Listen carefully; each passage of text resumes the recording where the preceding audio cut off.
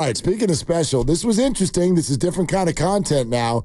Everybody is talking about Brandon Aiyuk across the NFL platforms. Not everybody is talking about Brandon Aiyuk with his agent standing right behind them. But that happened at Raiders camp today. Devontae Adams trade? Or maybe Ryan Williams has 12 other clients and some of them play with the Raiders. But anyway, Mike Garafolo is among those talking on NFL Network, NFL Training Camp Live, and Aiyuk's agent, Ryan Williams, is standing right behind him. Take a listen. Guys, it doesn't get much more awkward than this. I'm about to give you a Brandon Aiyuk update, and if we get a little wide right here. Hi, Ryan. Oh, God. Brandon Aiyuk's agent, Ryan Williams, is in attendance here at Raiders practice. Can we ask him? Why does he not have a microphone? Well, why does he not have a microphone in his hand? Well, because he's declining comment. I asked him to come join us, give us an update, give us the best information he could possibly give, and he's like, Nope, I am not commenting. He did say to me, nothing is done. He also said, stop paying attention to everything you read on X and think it's... Ryan, if you could hear me, say something, Ryan. He can hear me. That's what makes this so awkward. So I got to give you a Brandon Aiyuk update. You know what? And if there's anything wrong with what I'm saying, just feel free to interject at any point. There is no deal for Brandon Aiyuk to go anywhere as we sit here. I told you it doesn't get much more awkward than this.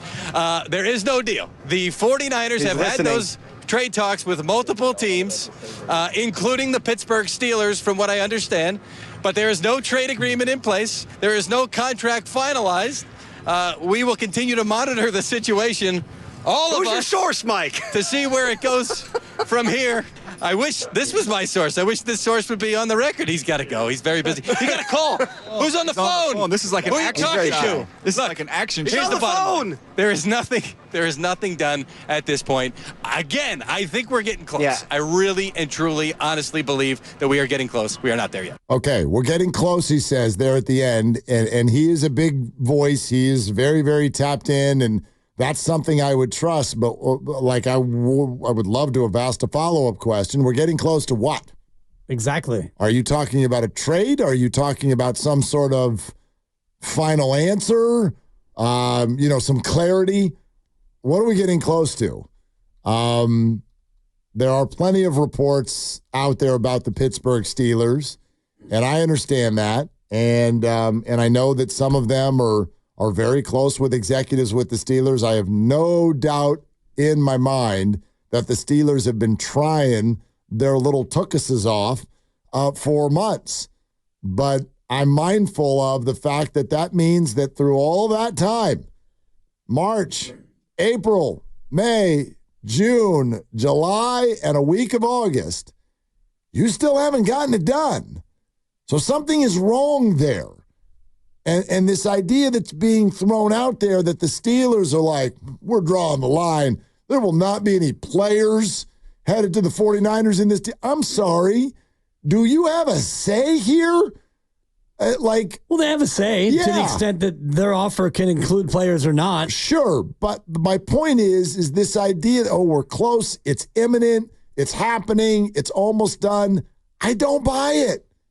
But you just never know until it's actually done. Right? Like you're gonna have to give the Niners an actual deal, or the answer is gonna be no. Well, I don't think that you can talk about 6 months, and that is roughly 180 days. I would doubt that they had conversations on all 180 days. So, working on it since March means, you called in March, and maybe you called a couple times in April, and you check back, and who knows how hot it's gotten. It seems like of late there have been probably more conversations than ever before, because the sense around the league is that Brandon Aiyuk wants to be traded and the Niners are at least open to hearing offers. I think we can all, based on all the reporting we have, we can accept that as the baseline reality. And whether it's Washington and Cleveland, New England and Pittsburgh, or other teams, it feels like the idea of acquiring Brandon Aiyuk is something that is likely or a certainty. And so, Pittsburgh is probably figuring out what they're willing to do and what the Niners are looking for. And if it totally doesn't match up, I don't think that you would still be hearing reports about it being close or they're at the goal line or, all the other reporting that we've gotten out of Pittsburgh? I don't know, man. I don't know. If it was a dead deal, I think that you would hear a lot less. I don't think dead. I just think that it's potentially stalled or they're trying to go a different avenue because, in other words, if it were easy, this would have been done by now. You know, I see all the reports from people I do really believe that Brandon Aiyuk is very comfortable with the Steelers' financial offer. So the finances that are on the table have been agreed to by Pittsburgh. Schefter's essentially said that. You know, we know that there are a couple of teams that Brandon will agree to the money, but those are the teams that have not agreed with the 49ers. And we know there's teams that the 49ers have agreed with, but those are the teams that Brandon doesn't agree to the money or won't go there. So I get all of that. Therefore, if the Brandon side is done for the Steelers, then the only thing they're working on is how to compensate the 49ers. And this isn't that complicated. Like, honestly, if we also believe the report that no player will leave the Steelers in this deal, the Niners will only get picks from Pittsburgh. Well, how complicated is this then? What do you want? Do you want one? Is it two? Well, maybe they want 2 ones. Right, but that's a very quick conversation. 2 ones. No. Okay, then we move. Like, again, the only way that this could still be alive is if now you're trying to get creative. You're trying to get a third team involved in this so that the Niners receive a player. I don't know if the Niners care about PR, but I know this. If they only get picks in return, they're going to get hammered. Yeah. Well, they're most likely going to get hammered anyway. And they have been getting hammered in many quarters and certainly by a lot of fans. And if Brandon Aiyuk is traded, no matter what the compensation is, who do you think fans are going to blame? They're going to blame the 49ers for messing it up and having one of their favorite players play for a different team. So no matter what happens in the realm of PR, if Brandon Aiyuk is no longer a Niner, the Niners will get hammered. For the most part, there will be plenty that point fingers at Brandon, too. I don't think he gets out. No, I don't think he gets out scot-free. He doesn't get out scot-free on this. But I think that the Niners bear the brunt of the negative PR. And even if they get 2 first-round picks, many fans will say, oh, just like DeForest Buckner, when you muck that up, you buck that thing up. When you got a first-round pick, Granny's not biting. You got a first-round pick and you blew it. You threw him a curve in the dirt and he just spit on it. Yeah, whatever. I'll come back with the high cheese a little bit later. Want to know what else you got? I got more. The Brandon Belt eye back here. Totally. You are pretty good on the dump button. So even if they do get a first and a second-round pick back, many fans will say, well, you're not going to make the most of those anyway because you guys always seem to screw it up. So I don't know. If Brandon leaves, yes, there'll be many fans who are down on Brandon, but I looked at the schedule, Mark, and they don't play the Steelers again until 2027. Yeah, good time to send him there. Yeah, so even if you wanted payback is a female dog. Well, you have to wait till 2027, and I can hold a grudge that long. Oh, I know you can. Yeah. You have. And I will. How many you still got from like the 80s? Oh, boy, probably 10 or 11. I got a couple of. If I ever see Lincoln Schumann again. Who that? He's the pitcher for Coffee Klatch who threw like Who are you? mid-70s, and he was your Ben Igo. Did he put one in your ribs? No, but he brushed me back, and he didn't have to. I was already up there crying. I was crying before I even got in the batter's box. I was 10. Yeah, but legitimately, so was he. No, he was 12. Okay. And it was an intimidation sensation. You sure? Maybe he just lost control of a fastball. Nah. Lincoln, I'm coming for you. 12-year-old doesn't know where the ball's going. The fact that you're afraid of someone named Schumann is hilarious. Hello, Schumann. Yeah. He was like 5'11". He's throwing cheese. I got something for you. Yeah? I got something for you. You know Mike Reese. Yeah. Mike Reese. Okay. Pretty high-level Boston reporter. Pretty high level. Been with ESPN for a long time. And he just publicly stated, I don't know what to do with this. I don't know if this amazes me or makes me mad. I'm not sure yet. Mike Reese reports that the Patriots' offer was in the range of, what do you think? Go ahead, guess. Money per year, AAV, 4-year extension. How much per year? $29.5 million. That's my guess. Was I too low? $31 million? Keep going. $32 million. $32 million per year. per year.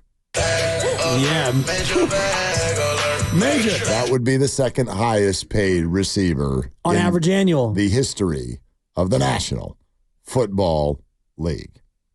32 million. So I don't. That is upwards of 29 million. Well, the first two thoughts that popped to mind, like you're sort of like, hey, Brandon and Ryan, his agent, like, you guys there? You turned that down? That's AJ Brown money. He's making 32 Is he? over 3 years, 3 and 96.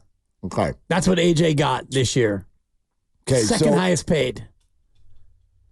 But we all understand the idea of not wanting to go to New England right now because they're terrible. Mm-hmm. So there's an equal part of me that now, if that's confirmed, keep having to use the word if, but if that's confirmed, then as the 49ers are concerned in this one, again, that to me just doubles down on the idea that the 49ers should call Brandon's agent today and say, we're done having conversations. I don't even want to talk to you. Because now you're in a very disingenuous space. Again, follow a very simplistic timeline. The season ends, Brandon wants to be paid, and he wants to be paid by the 49ers. The 49ers' response is, well, we love you, and we would like to pay you, but not that much, and here's why. We have Brock Purdy looming. We've got all these great players. And that can make you mad or not. You can understand it or it makes you mad. Okay, it makes you mad. You say, that's it. Trade me. And the Niners go, okay, we will.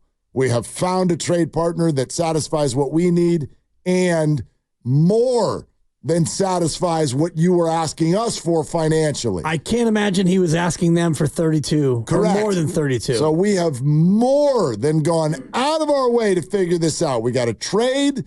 And you get to be the second highest paid wide receiver in the history of the game. So, Brandon, you good?